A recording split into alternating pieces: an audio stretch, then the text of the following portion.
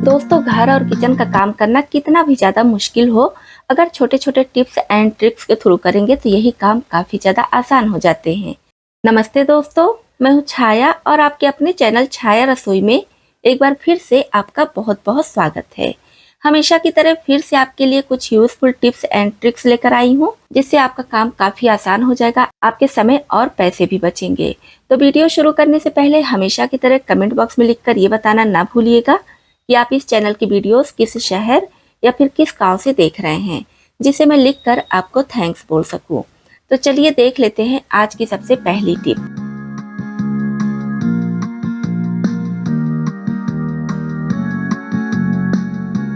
Sweet corn का season है, हम सभी के घरों में खूब स्वीट कॉर्न आता है और इतना ज़्यादा ये मीठा होता है कि इस पर छोटी छोटी मक्खियाँ आने लगती हैं।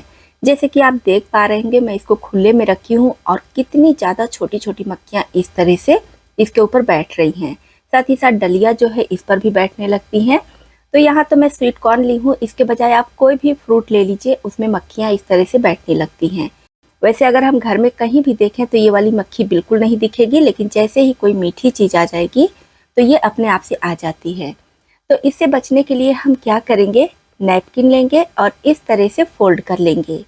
अब इस पर डाल देंगे थोड़ा सा सफ़ेद सिरका यानी कि व्हाइट विनेगर और अच्छे से नैपकिन पर फैला देंगे। नैपकिन के बजाय आप चाहे तो कॉटन या फिर कोई कपड़ा भी ले सकते हैं। पूरे बास्केट में इस तरह से विनेगर लगा देंगे। जैसे कि आप देख पा रहे होंगे, जब से मैं विनेगर लगाई हूँ एक भी मक्खी नहीं आई है। तो ये इतना ज़्यादा स्ट्रांग होता है कि इससे मक्खी या फिर छोटे छोटे कीड़े मकोड़े बिल्कुल भी नहीं आते हैं। और आप चाहे तो स्वीट कॉर्न पर भी इस तरह से लगा दीजिए। जब इसका यूज़ करना हो तो इसे अच्छी तरह से धुल लीजिए।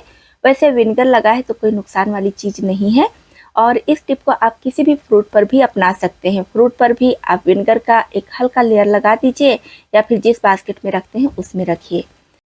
अब अगर आप ये सब नहीं करना चाहते हैं तो इस तरह की फ्रूट ढकने वाली जाली मार्केट में आती है, इसको भी ले सकते हैं और इससे इसको ढक कर रखिए। आपकी चीज़ें एकदम सेफ रहेंगी।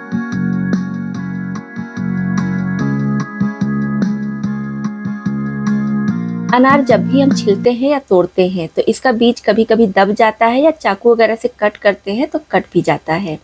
इसकी वजह से अनार के रस का छींटा इधर उधर फैल जाता है। तो जहाँ पर हम अनार छिलते हैं या कट करते हैं वो एरिया काफ़ी ज़्यादा गंदा हो जाता है और मक्खी वगैरह आने का भी डर होता है। जब भी आपको अनार छिलना हो तो क्या कीजिए, बाउल में ले लीजिए पानी और इस तरह से उसी पानी में अनार छिलिए। इससे जो भी छींटा इसका निकलेगा बाउल में रहेगा, पानी में रहेगा। तो जहाँ पर आप अनार छील रहे हैं वो एरिया गंदा नहीं होगा, जिसकी वजह से मक्खी वगैरह भी नहीं आएंगी। और इसमें एक खास बात ये भी है कि अनार का जो छोटा छोटा टुकड़ा होता है, इसका छिलका वगैरह होता है, वो सब भी तैरकर ऊपर आ जाता है, तो आप उसको भी आसानी से निकाल सकते हैं।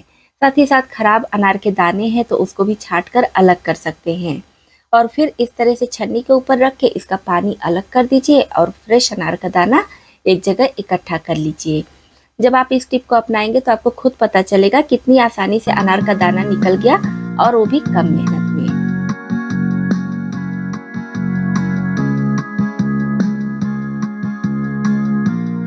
यहाँ पर मैं पुराना टूथब्रश ली हूँ, तो क्या करेंगे, इसको पहले हम यहाँ से कट कर लेंगे।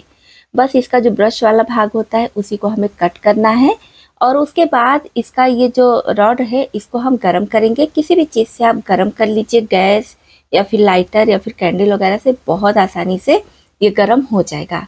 और जब गरम हो जाए तो इसको यहाँ पर इस तरह से चिपका देंगे, जैसा कि आप वीडियो में देख पा रहे होंगे। तो अब ये बहुत ज़्यादा सॉफ्ट है, कुछ सेकंड के लिए छोड़ देंगे जिससे कि अच्छे से ये सेट हो जाए। तो अब इसका यूज़ हम क्या करेंगे, चलिए देख लेते हैं। तो इसका सबसे पहला यूज़ तो हम करेंगे बॉटल वगैरह को साफ़ करने के लिए। जैसे कि यहाँ पर आप देख पा रहे होंगे, मैं अचार का जार ली हूँ, तो इसका माउथ थोड़ा बड़ा है, लेकिन कोई कोई बॉटल होता है नैरो माउथ होता है, तो उसको साफ़ करने में काफ़ी ज़्यादा दिक्कत होती है और इसकी तली में कोई भी चीज़ नहीं जाता है। अगर हम डायरेक्ट ऐसे ब्रश से साफ करते हैं तो तली में नहीं जाता है, जिसकी वजह से गंदगी लगी रह जाती है। तो इस ब्रश से देखिए कितनी आसानी से बॉटल साफ हो रहा है। और जो इसकी ये लाइनिंग होती है जहाँ पर ढक्कन बंद होता है, तो इसमें भी जो भी चीज़ हम रखते हैं वो काफ़ी ज़्यादा जमा हो जाता है, तो इसको भी आसानी से हम साफ कर सकते हैं। तो यहाँ पर देखिए कितनी अच्छे से ये बॉटल साफ हो गया है। तो इस तरह से बॉटल में कितनी भी ज़्यादा गंदगी लगी हो या फिर कोई भी खाने पीने की चीज़ लगी हो, बहुत आसानी से इस टाइप के ब्रश से साफ हो जाता है।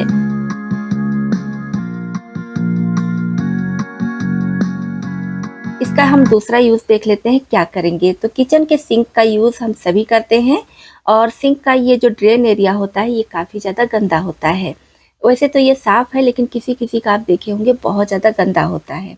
इस ब्रश से बहुत अच्छे से ये साफ़ हो जाता है, इसका कोना कोना बढ़िया से साफ़ हो जाता है, कोई भी दिक्कत नहीं होती है। और उसके बाद स्क्रबर से साफ़ करेंगे, जिससे हम बर्तन धुलते हैं उसी स्क्रबर से साफ़ कर लेंगे। इसके लिए अलग से स्क्रबर रखने की ज़रूरत भी नहीं है, क्योंकि सिंक जब बहुत ज़्यादा गंदा हो जाता है ना तो बर्तन वाले स्क्रबर से धुलने में ख़राब लगता है। लेकिन जब आपका सिंक साफ़ सुथरा रहेगा तो आप बर्तन वाले स्क्रबर से भी धुलेंगे तो भी कोई दिक्कत नहीं होगी, क्योंकि ये भी एक तरह का बर्तन ही है। तो सिंक के साथ साथ ये जाली भी बहुत अच्छे से साफ़ हो जाती है। इस कंघी को आप देख पा रहे होंगे कितनी ज़्यादा गंदी हो चुकी है। बच्चों ने इसे बेड के पीछे फेंक दिया था तो मैं भी नहीं देखी और इस तरह से गंदी हो चुकी है। शायद ही आप इतनी गंदी कंघी कभी देखे हों। तो आज हम इसको साफ़ करेंगे बिना पानी के या फिर बिना साबुन या सर्फ के। बहुत ही आसान तरीके से बहुत ही बढ़िया से कंघी साफ़ हो जाएगी। तो इसके लिए हम लेंगे इस तरह से डाई लगाने वाला ब्रश। ये ब्रश हम सभी के घरों में होता है, लेकिन कभी कभी कोई ये जो ब्रश होता है बहुत ज़्यादा हार्ड हो जाता है, तो इससे ना तो डाई अच्छे से लगता है और ना ही मेहंदी। तो सॉफ्ट ब्रश है तब तो आप उससे डाई और मेहंदी लगा सकते हैं, लेकिन हार्ड वाला घर में ऐसे ही पड़ा रह जाता है। तो अगर आपके घर में भी इस तरह से हार्ड वाला ब्रश है, बेकार है, कोई भी यूज़ नहीं करता है, तो आप इससे साफ़ कर सकते हैं अपने घर के कंघे को। देखिए कितनी आसानी से ये कंघी साफ़ हो चुकी है, जो भी गंदगी थी सब निकल चुकी है। तो बस अब हम इसको अच्छी तरह से धुलकर फिर से यूज़ में ले सकते हैं। तो इस तरह से हमारा हार्ड वाला ब्रश भी यूज़ में आ जाएगा और कंघी भी बढ़िया साफ़ सुथरी रहेगी।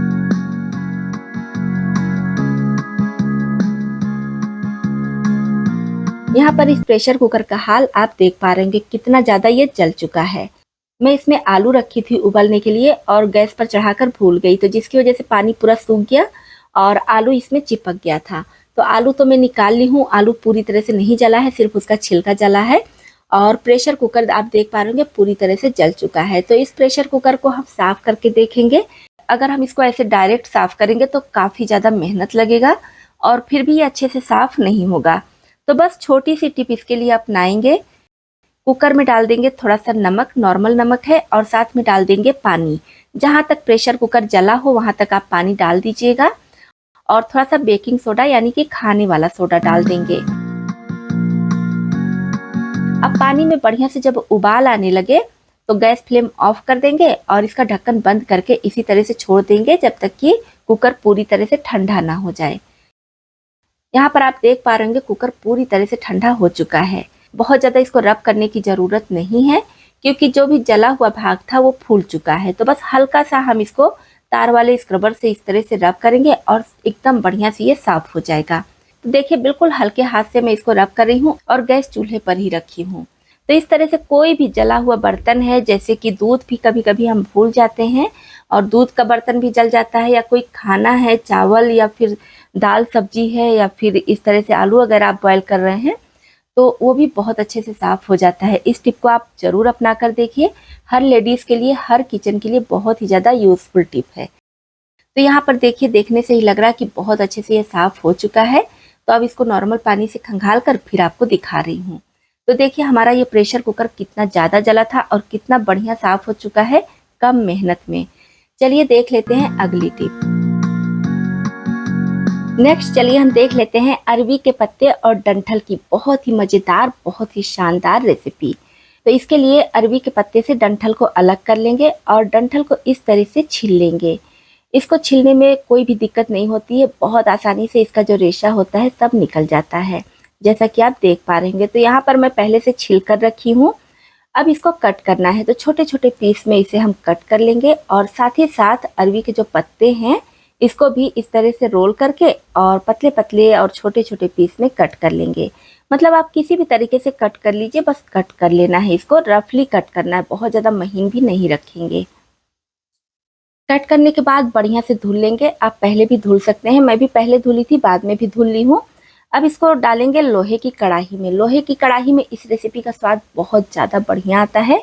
इसमें डाल देंगे स्वाद अनुसार नमक। नमक ध्यान में रख के डालिएगा क्योंकि जब ये गलता है तो काफ़ी कम हो जाता है। अब फ्लेम ऑन करके इसको ढककर गैस पर चढ़ा देंगे और थोड़ी थोड़ी देर पर चलाते हुए बढ़िया से सॉफ्ट कर लेंगे। समय नहीं लगता है, 7 से 8 मिनट में बहुत अच्छे से ये सॉफ्ट हो जाता है, जैसा कि आप देख पा रहेंगे। तो हल्का सा इस तरह से पलटे से इसको प्रेस कर देंगे जिससे कि सारी चीज़ें अच्छे से मिक्स हो जाएं। अब इधर एक कटोरी में लेंगे 2 चम्मच चावल का आटा, थोड़ा सा पानी डालकर इसका घोल तैयार कर लेंगे। घोल में लम्स वगैरह ना रहे, बढ़िया से एकदम स्मूथ घोल तैयार करना है। साथ ही साथ एक इमली का छोटा सा टुकड़ा पानी में 10 मिनट के लिए भिगा दी हूँ। इसको मसल कर इसका सारा पल्प अलग कर लेंगे। इसमें हमें इमली का पल्प चाहिए, आप चाहे तो आमचूर पाउडर या फिर आम की खटाई भी ले सकते हैं। तो इस पल्प को हम इसमें डाल देंगे, अच्छे से मिक्स करेंगे और ये जो चावल का घोल तैयार करके रखे हैं इसे भी इसमें डाल देंगे और लगातार चलाते हुए बढ़िया से पकाना है 8 से 10 मिनट के लिए। यहाँ पर फ्लेम आपको लो ही रखना है जिससे कि ये जले नहीं। चावल का आटा है तो तली में चिपक जाता है, इसलिए लगातार आप चलाते रहिएगा। लोहे की कढ़ाई में जब भी हम कोई खाना बनाते हैं तो हमें आयरन मिलता है, आयरन की कमी हमारी पूरी हो जाती है। साथ ही साथ किसी किसी खाने का स्वाद भी बहुत ज़्यादा बढ़ जाता है। कोई कोई खाना ऐसा होता है जो लोहे की कढ़ाई में ही ज़्यादा अच्छा बनता है। तो यहाँ पर इसे 8 से 10 मिनट के लिए पकाना है, तो मैं दूसरे साइड में चढ़ा दे रही हूँ लो फ्लेम करके और बीच बीच में चलाती रहूँगी। इधर गैस पर चढ़ा देंगे तड़का पैन। इसमें 2 से ढाई चम्मच सरसों का तेल डालेंगे। तेल के गर्म होने पर 2 से 3 सूखी हुई मिर्च, 4 से 5 लहसुन की कलियां और चौथाई छोटा चम्मच मेथी दाना सब एक साथ डाल देंगे। और जब तड़के पर बढ़िया से कलर आ जाए तब डाल देंगे 3 से 4 चुटकी हींग और तुरंत फ्लेम ऑफ करके ये तड़का डाल देंगे इस साग में और अच्छे से मिक्स कर लेंगे। तो लीजिए, अरवी के पत्ते और डंठल का साग बनकर तैयार हो गया। दोस्तों, एक बार ये रेसिपी आप ज़रूर ट्राई कीजिएगा, आपको बहुत बहुत ज़्यादा पसंद आएगा।